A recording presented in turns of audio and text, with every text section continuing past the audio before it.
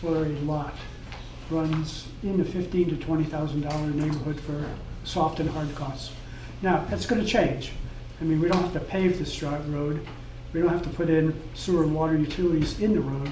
So the cost is variable. This was going to be probably a lower cost road to build. So it could be probably on the low end. So that's just a rule of thumb. And developers usually want to see their land, their cost of development fall in that range so that when they sell a lot, they've got profit. And how confident are you that you would be able to develop 12 lots? That all of them would perk, that there aren't wetlands, that you haven't identified other issues that might affect the ability of... We went through this analysis, took us about 3 months, very carefully looking at all different sources and going and a lot of field work. And like I said earlier in a little presentation we made, we've identified the do not go to areas because of either wanting to be environmentally sensitive, so we respond to those conditions, or responding to regulatory controls that would apply. I'm pretty confident that this plan or a modification of this plan can get approved. Would get subdivision approval for a full 12 lots. Mm-hmm. Andy? Thank you. Andy Johnson. I guess I'm one of the not so young. I won't say old yet. I am cautiously optimistic and in favor of what I've seen so far, as I understand it so far. To follow up, I share John's concerns, and just to follow up on that, how is this being funded thus far? Is it coming from the capital fund, the OWL fund? It has been funded by the OWL fund. It is a loan from the OWL fund. As I think we mentioned, when the easement was done, at the same time the easement was done and this was carved out for development, the purposes and uses of the OWL fund. I'm talking to Fred Astaire had his hands. But as you may recall, at least it's my understanding, correct me if I'm wrong, it was expanded to take into account the support of Cranberry in terms of a feasibility analysis. What it did not specifically talk about was the use of OWL fund resources to front these costs. The Oliver Jones proposal, which in a perfect world does make sense, that we would do horizontal development. We would go out there, we would build it and hope they would come. We're not going to do that. We are not going to spend a nickel until we get a sense that there are committed buyers who would then come in and as much as you can get anybody to commit, would be buying those lots, and from there'll be it will be interim financing that will be paid back to the OWL fund. Yeah. Well, I'm not 100%. I'm not really in favor of using the OWL fund for that, but I'm sure the board's had discussion around that. I've read it and looked at, in the spirit of it is not to say we're going to get involved in developments. I'd rather see it come from a different funding source. But if you used it, if it was the best decision by the board, then would all the proceeds go back, not just the repayment of the loan, but all the proceeds? Oh, absolutely. This is a good arbitrage for the OWL fund. The OWL fund will make money. I mean, if we're going to use its dollars, then the funds that are generated by this absolutely are. Am I getting over my skis? Or You were a little bit.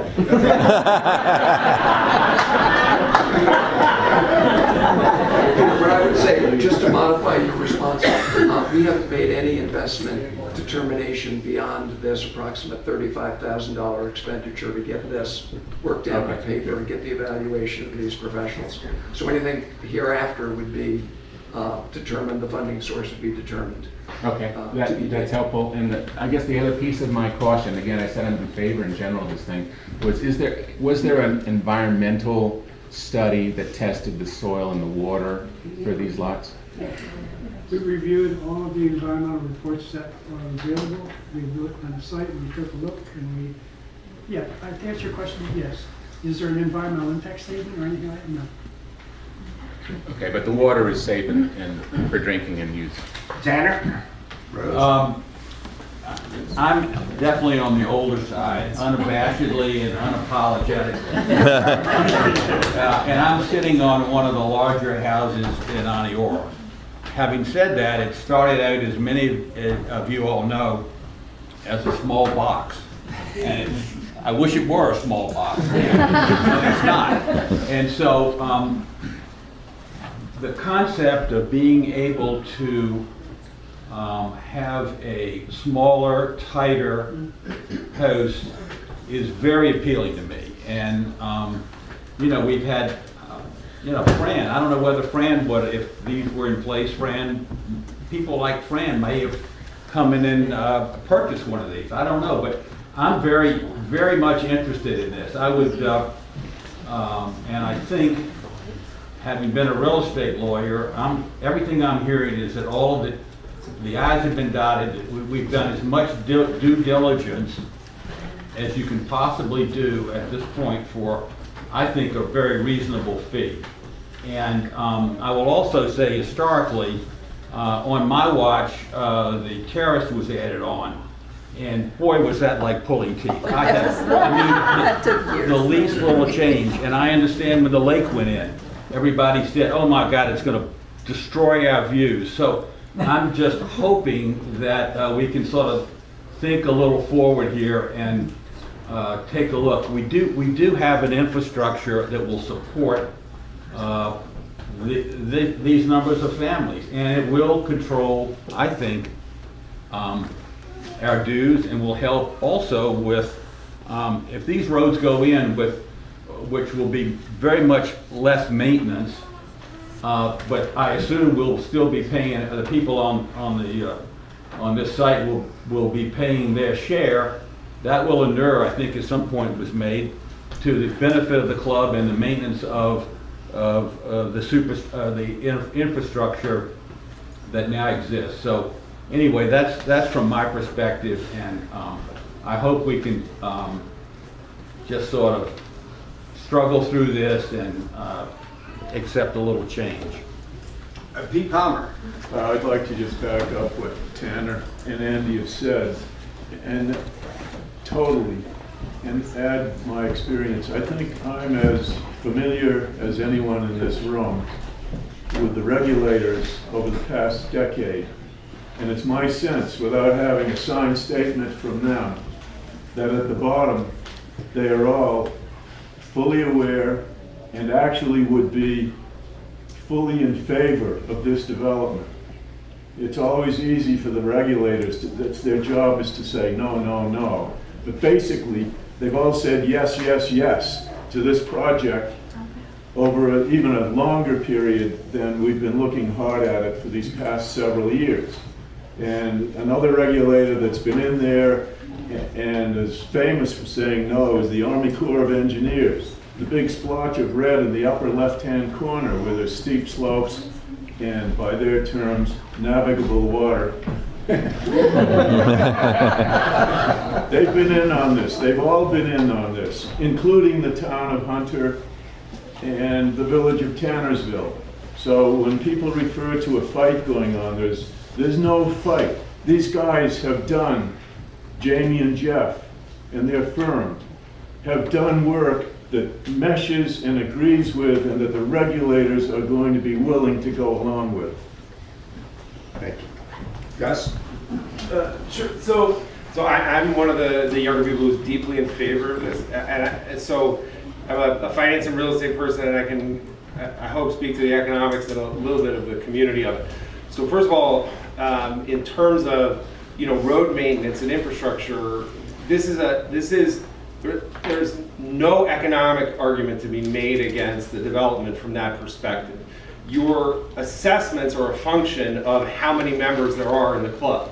The more members there are in the club, the lower your assessments. It's just math. It's a fixed amount of money getting divided over a larger number of people. So you put in new roads, which will require dramatically less maintenance than old roads, both because of the way they're better designed around the hydrology than the roads were 100 years ago, and because they're brand new, right? The cost of those roads is entirely paid for by the new homeowners. The new homeowners add 15% to the, ultimately, once all the homes are built, to the number of members of the club, and that adds 15% to the number of people paying dues and assessment. That's purely extra money for the existing infrastructure of the club to pay for roads and any other work that needs to be done. The cost of developing this is not going to fall to the club. There are numerous people around my age who would actually buy the entire plot and pay 100% of the cost of developing it. And we're not sort of pushing up with that because I'm sorry, I may lose friends here. I'm a very open mind, like I'm an open book. I'm just saying what I think. We people like me have always felt that that we're not allowed to do this because there's too much resistance to us actually stepping up and taking over development projects like this. I would have built spec homes over here or a home for myself. I should back up. I tried to buy the land over here in Kipon-Minwawa 4 years ago and was rejected from doing it because I wasn't a club member yet. What are we doing with that land? Sorry. So it's sold. It's It's sold. sold, and then, Okay. yeah, and someone's gonna build a home there. So, like economically, it will benefit the club and all of its members. There's another thing that I think there's a perception a lot of people have, some people have, that building new homes will diminish the value of older homes, and that's just economically not true. And it's important to me because I bought an older home in the park, so I wouldn't want to build new homes if I thought I wouldn't be able to sell my old home. And to be clear, I'm one of the people who will move into a newer home. I'm a new home guy. There are specific things. Well, I say that as someone who's look, and I'm on the executive committee of the Landmarks Conservancy in New York City, and I studied architectural history in college, and I have only ever lived in 19th century houses for most of my life. But I grew up in one. But there are certain things that you would get in a newer home that you can't get in an older home, like storage, right? We live in a relatively small apartment in New York City. I would build a house here with a finished basement and more closet space. Filibuster alert. Start the music. There are certain things. I'm sorry. In terms of the perception that older homes might lose value and newer homes are built, that's just wrong. The concept to think about is gentrification in the city. When you build newer housing surrounded by older housing, it actually ultimately drives up the values of everything because it really does stimulate new demand. It's a false perception that there are a fixed number of buyers for homes in the park. The more diversity of types of homes that you have to sell, the more buyers will be. Aside from Tanner wanting to downsize, I hear about the demand that we have for these houses. How many people have lined up and said, I want to build? Oh, we haven't, Steph, we have not gotten to that point. I think it would be very presumptuous of us to go out and basically start selling a project when we haven't finalized what the project is done. Fair enough. So how many people have walked away because there's no developable land? Where is Pam Graff? Right here. Would you stand? Yes. I would say we have at least 4 or 5 homes, or people that want homes, and possibly more, that will be ready to stand up right now and purchase these lands. Yeah. I think we have someone in the back. He's not a plant. Not a plant. So Brian Miller, another reason why I love Onteora, under 50, I'm young here. I'm gonna go back and tell my 6-year-old who begins most days with, "Daddy, why are you so old?" Second, we're also very interested in being one of those families with these 12, so that's some of the market. Ernie. I just wanted to make some comments here. We went through this process 15 years ago about we looked at all the land the club had. We concluded the club did not have a sensible program of selling land. We bought property from Deidre Johnson instead, developed our site across from Cranberry Road. So I would say the number one thing the club needs is to have a plan for people to be able to buy a piece of property that they know can be built. And they don't have to subdivide it themselves. They have a lot that can be built. And I think that's what the club is doing something that it has never done. And I think that's a good thing, because as somebody who went to try to buy property 15 years ago, I was pretty disgusted with how the club was handling this.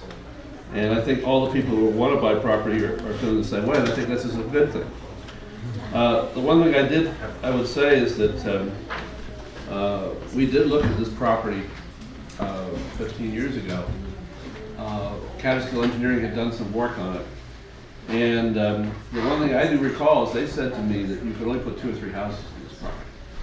So I'm a little concerned, even though I think it's a great idea. And by the way, another one of the reasons it's a great site is that our children could walk to the club without having to cross 23C. All the houses outside of 23C have the problem where you've got to drive your kids across. If you have a house down here, they can wander to the club and you don't have to worry about it. And that's the most compelling thing to me about this area as a future development. The problem I do have with this is I just cannot see how you can, given what we went through with septic on our property. I have 30 acres and Catskill found one place to put septic. Okay? Now I have a different profile than this property. But until I see a plan that has septic fields drawn into it, I don't know if this is a credible plan. And I think it's a great idea to develop this area, but the technical part I'm not sure from what I've seen and my experience has been with this area is you can put 12 houses. And again, I don't see septic. I mean, my septic field's the size of a tennis court. Okay, and there's certain regulations about how far it can be from your house and from another house. You don't want the backyard to be somebody else's septic system. So my concern here is that until I see something that's wrong with septic systems actually drawn in and subdivision lines marked, I'm not sure we have a credible plan here. And Ernie, first of all, I appreciate that, and you bring a lot of discipline to this issue. You're an engineer, you're a real estate investor, you were a would-be developer until it wouldn't hurt. All I can say, and with respect, is that we went through a process to put out an RFP to get what we thought were going to be the single best people to advise us. We had good responses, without question, on all levels. We went with this team. You have heard their experience, and all I can say is if they have done what I think people who do this every day for a living, they have done as much as they possibly can. Peter, do you think they could answer the question about this? Sure. Jeff, you want to speak to the septic system? I mean, this is not an exhaustive study. So there may be aberrations out there that we can't tell without big holes everywhere. But if you want to speak to what we to expect. In looking at the soils on the site, they do have qualities that, in my mind, in my estimation, let them be suitable for a septic system of some sort. I'm not saying it would just be a traditional septic system. We may be talking some engineered systems, but I think it's feasible. Next step, obviously, is to go in and do test pits, perk tests, other things, and take the next step. Until we do that, which we haven't done yet, Would you have one septic system for all the houses, or two separate ones for each house? No, we were looking at individuals. Ernie, can you share the data on your exploration of septic system with the professionals? They might be able to determine whether there are in fact differences in soil types and things that would give them more information without drilling a bunch of holes. Well, perking, I mean, they've already done perking. I mean, I suspect that they know what, I mean, that's actually not a bad piece of property. I looked at it in terms of perking. I don't think there's any streams that go through the property, which is a big problem. There is a drainway, but it's not permanent. But, you know, again, there's just a lot of space that's necessary with modern septic regulations that I think you have to incorporate into the design. Because again, people don't want to be looking at somebody else's leach field in their backyard. You know? And I think until you lay that out, I'm not sure that, you know, I'm not sure we have the Well, you're talking 2 to 4 acre lots here. So I think that we can make sure that we have proper separation distances.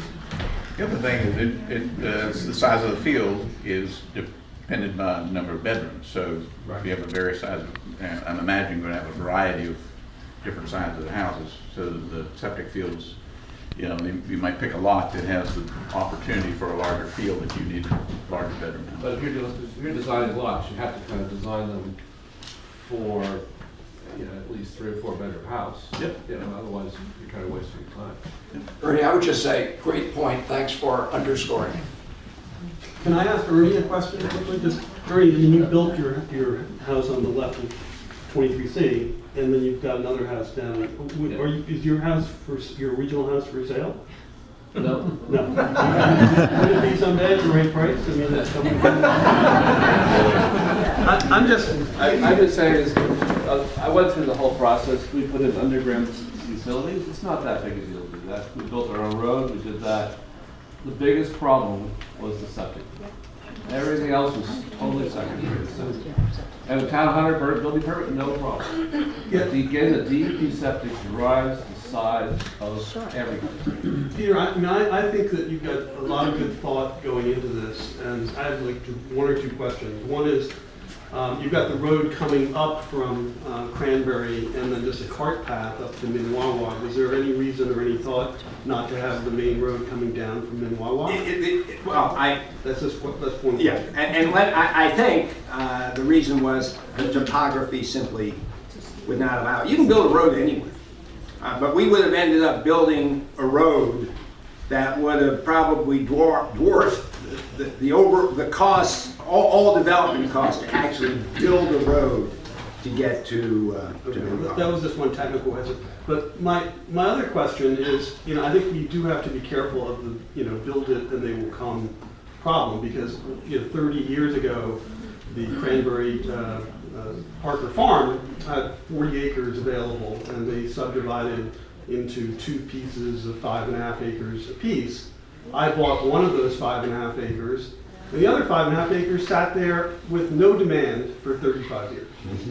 It's an excellent point, Barkley, and we're not, you know, if somebody comes up with a check today, we're not going to say, oh wow, we can go forward. We're going to have to be determined, but we're going to have to make sure there is... It's a little bit of a chicken and an egg, though, that you can't like sell the land until people can see the land, see where they're going to put their house. So they kind of need the road, so...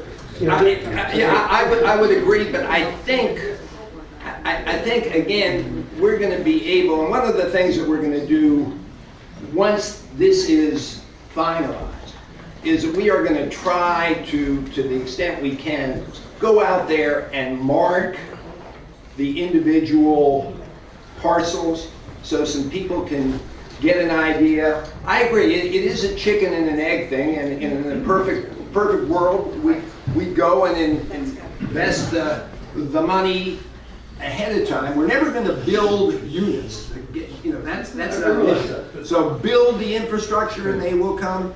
If all of a sudden we come out of here with a strong mandate, go into that horizontal development, you're not going to get any argument from, I think, from the group, if that's the view of the membership.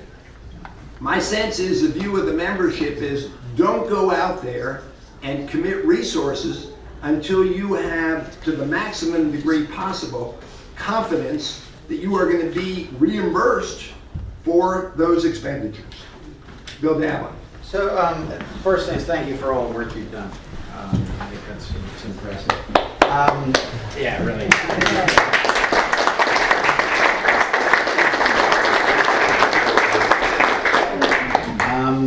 I guess, my only concern with it, or my big concern with it is that, we control the first person that buys the land.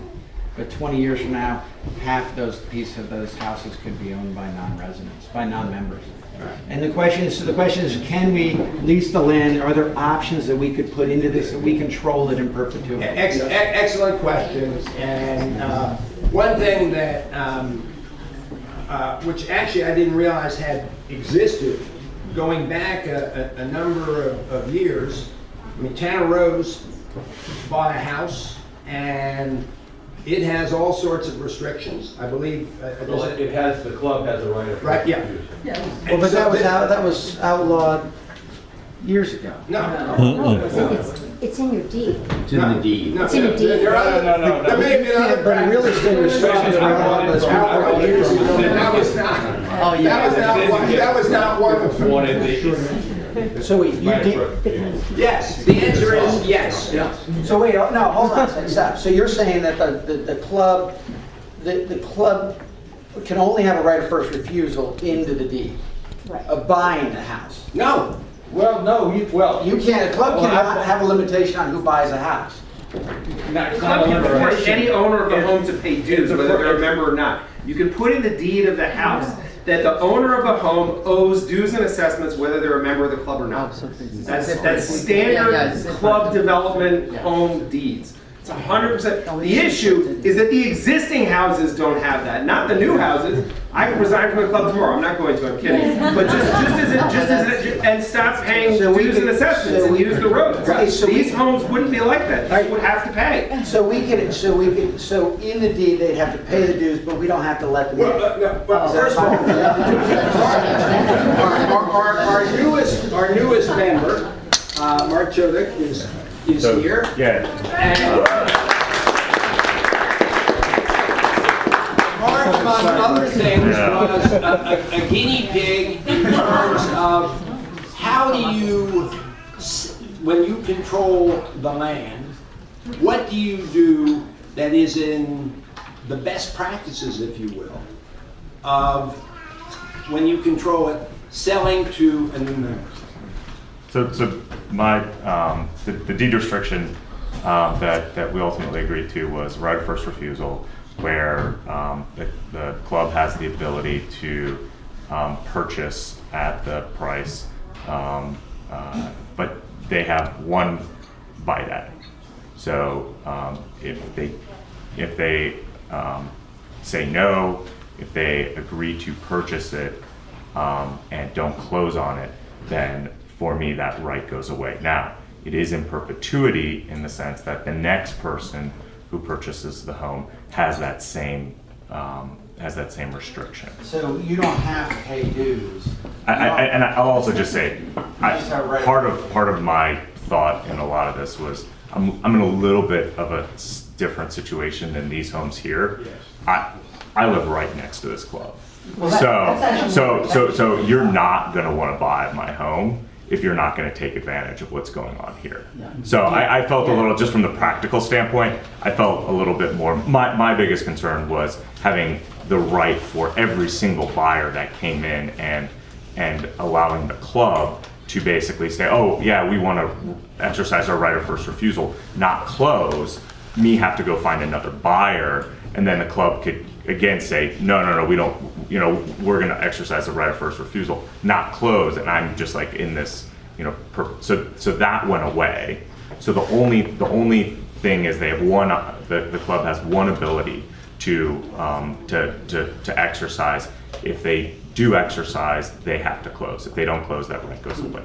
Just for me. Okay, so I'm still confused as to what the, I'm sorry, I don't mean to. Let me respond to this. There are a lot of mechanisms that we can contemplate to give the club more control over the issue of non-resident member owners. We don't want that to happen again, as well as right of first refusal.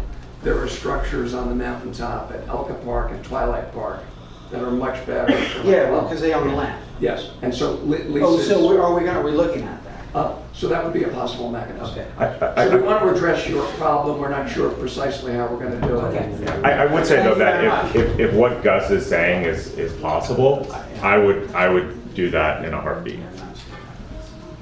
Sarah. Good morning. I'm Sarah Schneider. I'm a newer member of the club, and I am also a local resident. So I've just served 10 years on the Town of Hunter Planning Board. So I'm looking at this kind of from a unique perspective in that regard for this moment. I'm not sure that I'm familiar with your firm that you've presented in front of the Town of Hunter Planning Board, but it's nice to meet you. I have some questions just looking at it from a purely planning perspective, because at this point, this to me seems like a preliminary sketch plan for a potential subdivision to be imprinted on top. Is that kind of the goal? Yeah, okay. So some of the questions that I have is like with the perking and the wells. I mean, there's a lot of wetlands on the property, and there's regulations, both the DEP, potentially DEC, with regards to distances between the wetlands and wells from each other. So I mean, I'm thinking that that's going to, if the board and everybody decides to move forward, that's something that's going to have to be addressed as far as 12 site plans in that little area, or 12 house sites, I'm sorry, in that little area. This is not meant to be an entry-level conversation. Right. I'm not on the planning board either anymore, just like, but I was. That's too bad. But I know what they're going to be looking for, and I'm really familiar with all of the local regulations as well as the permitting agencies and authorities. Well, those are all the first level of questions, but we have to get something down and then assert the next level of. Did you guys, I'm just curious, did you do any well borings yet? And did all the sites perk, or is that the next? Next thing. Entry-level discussion for the next. Gotcha. That's the Okay. purpose of this work, Sarah. Okay. Harvey? Peter, have you discussed, or would you consider devoting a portion of this property to what I'll call like a townhouse development? Not lots of single-family homes here, but something that would be an attractive downsizing opportunity for the aging population. The aging members that are here who want to downsize to something, and Tanner might want to build a single-family house, a smaller one, but others might want to have something that they're sort of, congregate community, condos, something. I mean, I'm talking just a portion of this. All right, so the answer is yes. It has been the source of considerable discussion among people whose hair looks like mine. A couple of things. This has been a true iterative process. Tom wrote back in his April President's letter. Yes, April 19th. We talked about a number of things, which through input from the membership, because we asked people, come back and talk to us, and significant discussions at the board level. We went from talking about a range of houses, of 25 to 30. 20 to 30. 20 to 30. And we heard you. And so, I mean, that was an unpopular range. Yeah, to say the least. And so, with no real argument at all, and true unanimity on the issue of the number of houses, we reduced it substantially.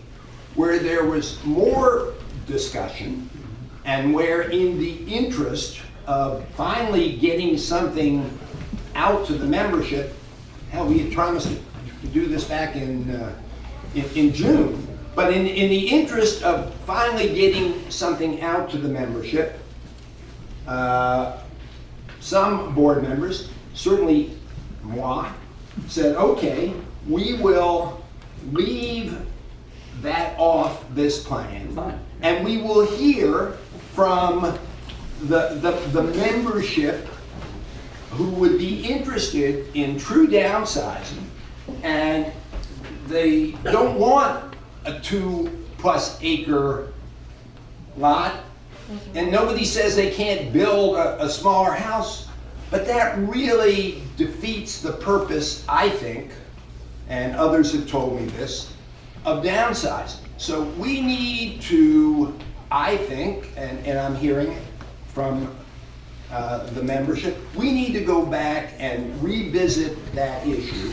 It is still going to be a predominantly single-family development, but we need, I believe, to set aside some land that accommodates the needs of existing members who want to downsize, existing members who have left the club, who might not have left the club had they had this opportunity. So the answer is yes, we hear you. Jose? Yes, I'm an old member, really. I think by the time this is on Terra, by the time it's done, I will be dead. So I'm not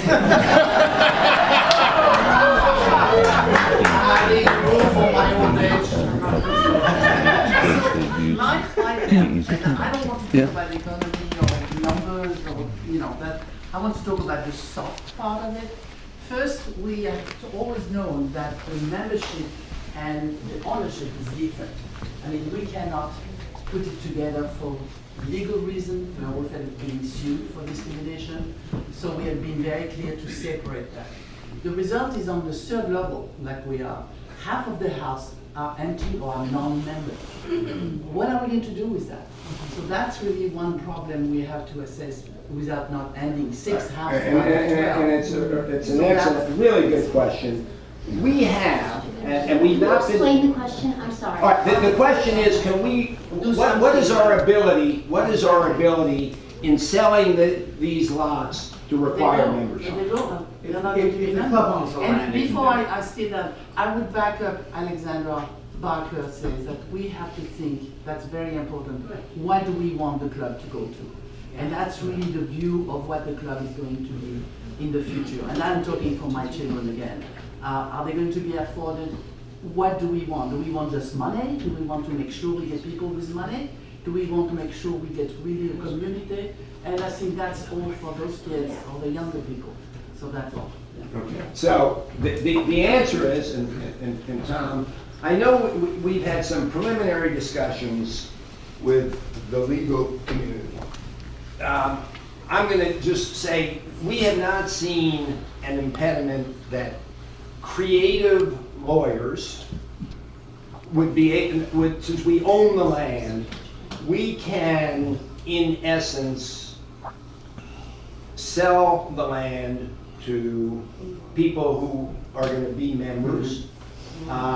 So that was spelled out, that's what we already talked about. Yeah. Is that there are ways around it, and then, like leasing the land is what Elka does. I think Jose is raising And other so issues. the club owns the Yeah. land, Yeah. and so. And what I think you're talking about is what will this do to the underlying fabric of the club? Yes.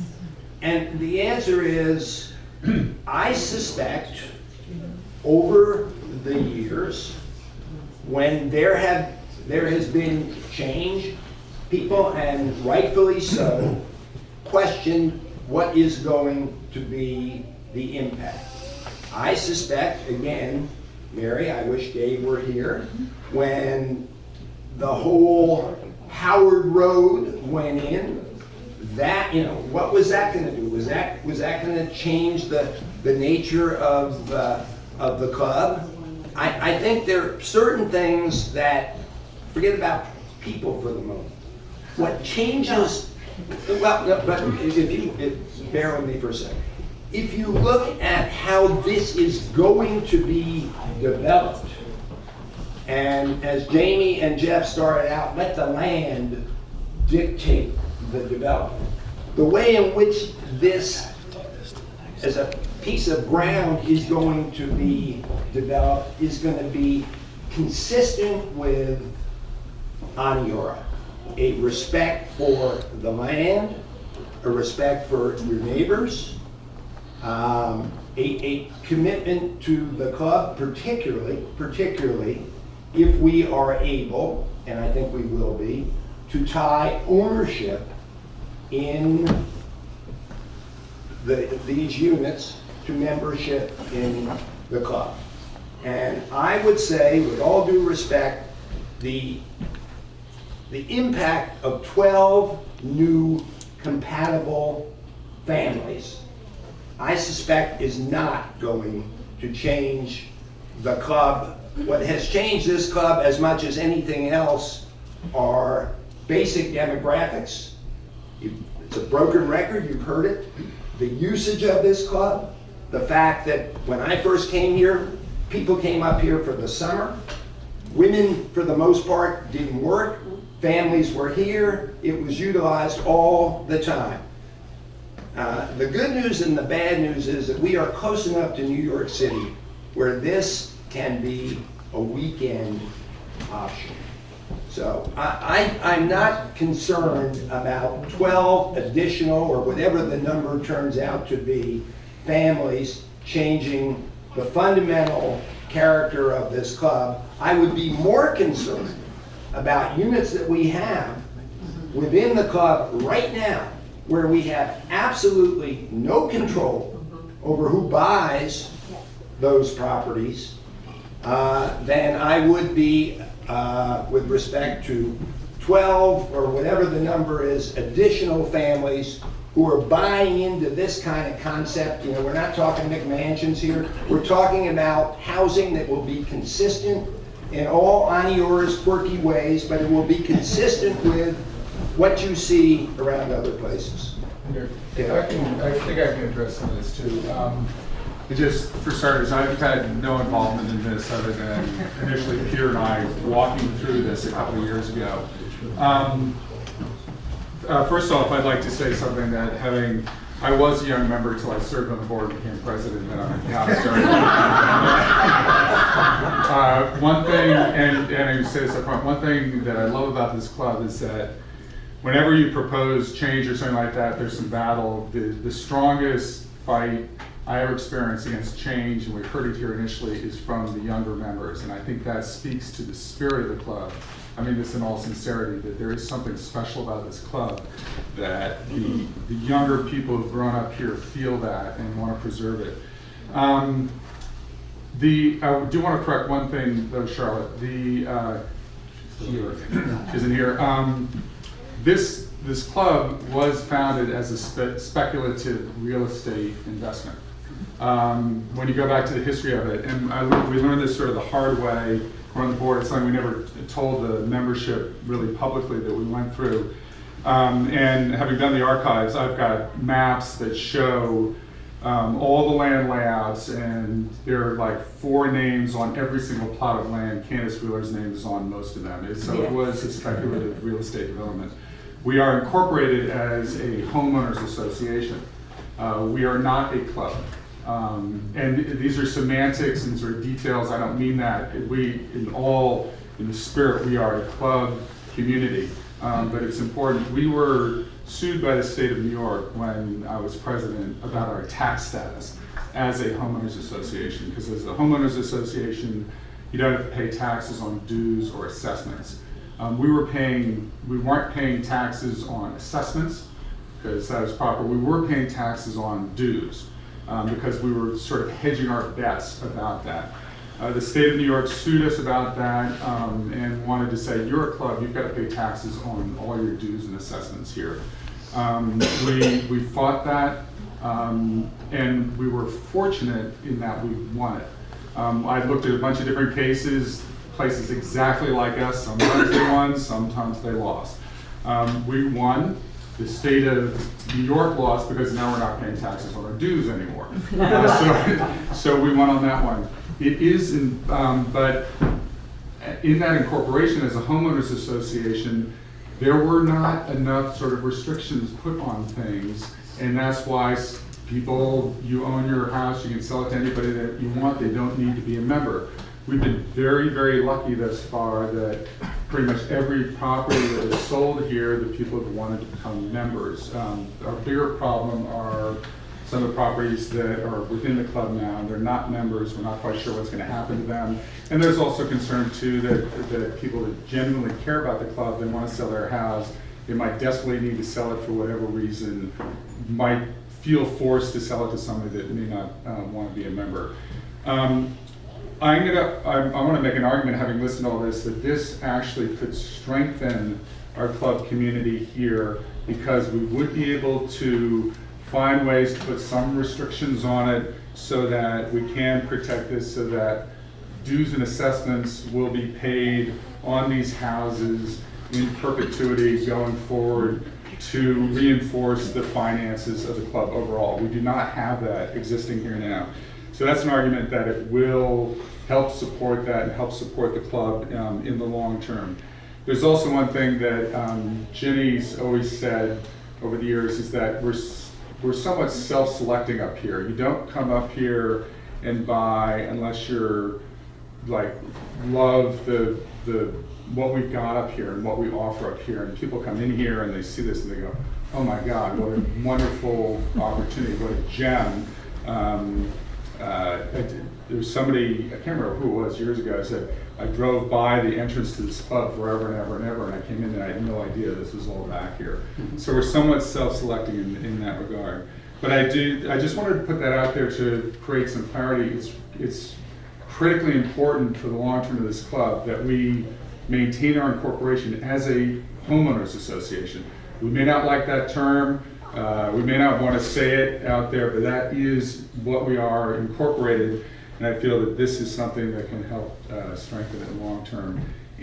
But I do think we need to, the other thing too I want to say is that, having been on the board, is that our roads and everything are a problem. We've put off dealing with them because we want to fix the water issues too, and it's just dragging on too long, it's horrible.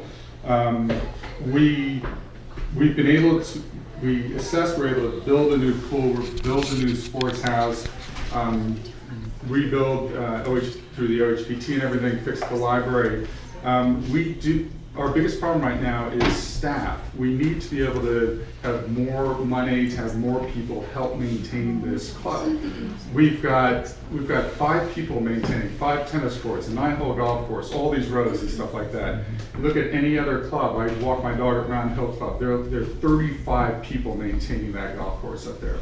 So, I mean, it's a totally different thing and everything, but the revenues that can accrue to this can help support the infrastructure here. Now, it's not going to make the pool any bigger, and we're going to have some crowding problems and things like that, but I think this increased revenue is critical so that we can have more staff or outsource the maintenance of the tennis courts so our staff doesn't need to worry about things like that, so that we can better support the existing infrastructure, which obviously is falling apart.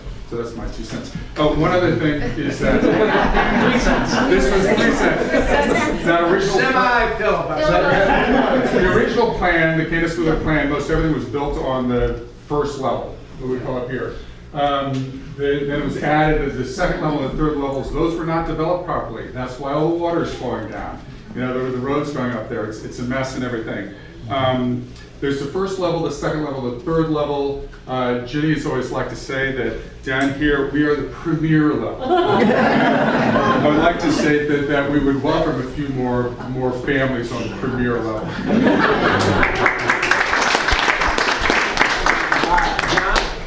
Yes, I'm interested in this plan, and we've carved out 50 acres from the conservation easement. Now, does the club have other acreage available if the club wants to, as future developments, for example, for senior housing or something like that, or if they're looking for another 25? Good question. I have. Basically, No, I understand. one shot Yeah. or not? And I think the question was, Reg, is there any more developable land? Forget Cranberry. What do we have left in the way of developable land that the club owns? And I have no idea. Is that true? Should we at least consider that? There's 20 acres at the top of Mitchell Road. If you go to the top of Mitchell Road. What's Mitchell Road? Next to top. The public road next to Par 4 Drive, past the gas station off of 23A. Oh. If you go to the top of Mitchell Road, there's a, in the woods, past the last house, which you, on your would have to buy. There's a beautiful crescent-shaped ridge that looks out over all the mountains. So, Patterson. That's right. Seth Patterson. That's right. But beyond that, It's developable, and I agree with everything you said, but is it marketable to new members? Because, as we all agree, there's no way to cut a road or even, possibly not even a trail that would make sense back into the into center the of park. club. It's That's the off campus, so to speak. The answer is, staff, and I should know that because you and I certainly discussed this. We looked at it, and for a variety of reasons, determined that it was not practicable. Really for young families to have to drive, at a road past Tops to come on over here. We just didn't think that that was. Fair enough. It is available. Yeah, no, it is. Otherwise, the DEP has everything. No, you're right. Arthur? Yeah, you mentioned the off-stable model.